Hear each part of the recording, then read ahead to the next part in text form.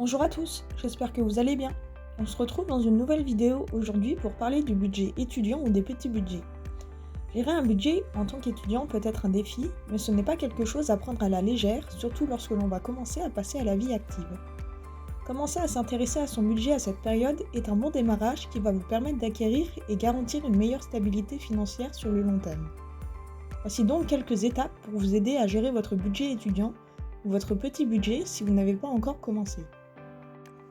Tout d'abord, faites-vous un budget, sur papier ou sur carnet, mais je vous recommande Excel ou Google Sheets pour automatiser certains calculs, ce qui vous prendra moins de temps sur le long terme. Je vous conseille aussi d'installer une application de gestion de budget qui vous facilitera la tâche pour commencer à établir votre budget. Personnellement, j'utilise l'application Bankin sur smartphone qui fait très bien l'affaire. Ensuite, première étape, déterminez vos revenus.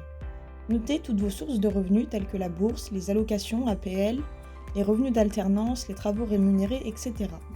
que vous touchez chaque mois. Établissez ensuite vos dépenses. Créez une liste de toutes les dépenses mensuelles telles que les frais de scolarité, l'alimentation, le logement, les loisirs, etc. Pour cela, faites-vous une colonne représentant les dépenses fixes, c'est-à-dire celles qui ne varient pas au cours du mois, avec les frais du logement si vous êtes locataire, les frais de téléphone, les abonnements comme Netflix ou à la salle de sport, et de l'autre côté les dépenses variables, c'est-à-dire toutes les autres dépenses qui, elles, varient dans le mois, comme l'alimentation, les cafés ou restaurants, les sorties, le shopping et les loisirs, etc. Faites cet exercice sur plusieurs mois pour que ce soit le plus représentatif possible. D'où l'utilité d'avoir une application de gestion de budget qui regroupe chaque dépense et revenu par catégorie. Ça vous facilitera la tâche que de reprendre une par une chaque dépense pour savoir dans quelle catégorie la placer. N'oubliez pas non plus de compter les assurances, logements et voitures si vous les payez, en prenant son coût annuel que vous diviserez par 12 pour pouvoir la lisser sur l'année. Cela vous évitera de vous retrouver avec une grosse dépense en fin d'année qui ne faisait pas partie du budget mensuel. À partir de cela, comparez vos revenus et vos dépenses pour savoir s'ils sont équilibrés. Si vos dépenses dépassent vos revenus, vous devrez peut-être réduire certaines dépenses ou trouver des moyens de gagner plus d'argent, comme faire des petits jobs complémentaires à côté de vos études pendant une partie des vacances par exemple. Ensuite, une fois que vous avez un peu analysé votre rentrée et votre sortie d'argent, sur plusieurs mois, je vous conseille fortement d'établir un budget. C'est-à-dire de décider combien vous voulez dépenser chaque mois pour chaque catégorie de dépenses, comme par exemple 100 € par mois pour l'alimentation, 50 € par mois pour les loisirs, 100 € pour les transports. Faites-le pour chaque poste de dépense. Une fois que vous avez établi un budget fixe, suivez votre budget de près.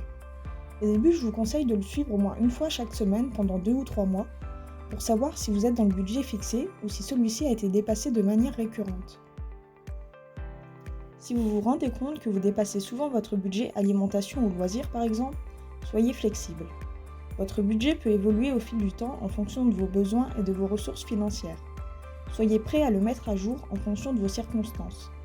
Essayez d'identifier si vos dépenses répondent à des besoins essentiels qui ne peuvent pas être réduits, ou si vous pouvez être un peu plus rigoureux dans le budget fixé si vraiment vos revenus ne sont pas suffisants pour compenser vos dépenses. De plus, essayez de ne pas vous endetter pour des dépenses dites superflues, telles que les achats impulsifs par exemple. Je vous conseille au maximum d'éviter les crédits à la consommation. Ils ont de forts taux d'intérêt et ils poussent à acheter des biens de consommation que vous ne pourriez pas vous permettre d'acheter, et donc de vivre au-dessus de vos moyens. Bien sûr, si vous n'avez pas le choix et que vous devez emprunter de l'argent, faites-le si possible avec parcimonie et assurez-vous de pouvoir rembourser l'emprunt.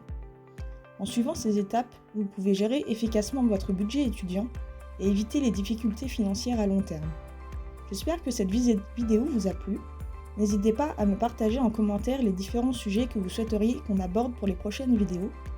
Je vous remercie par avance pour vos j'aime et vos commentaires qui soutiennent la chaîne. Je vous dis à bientôt pour la prochaine vidéo.